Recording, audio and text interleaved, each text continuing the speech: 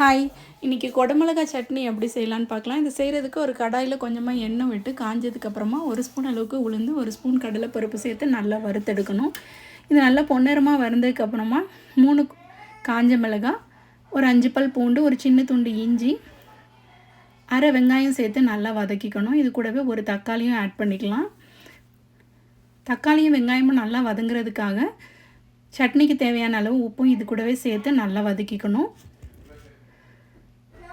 அடுத்து ஒரு குடமிளகாய் கட் பண்ணி வச்சுருந்தேன். அந்த கேப்சிகத்தையும் நம்ம இது கூடவே ஆட் பண்ணிக்கலாம்.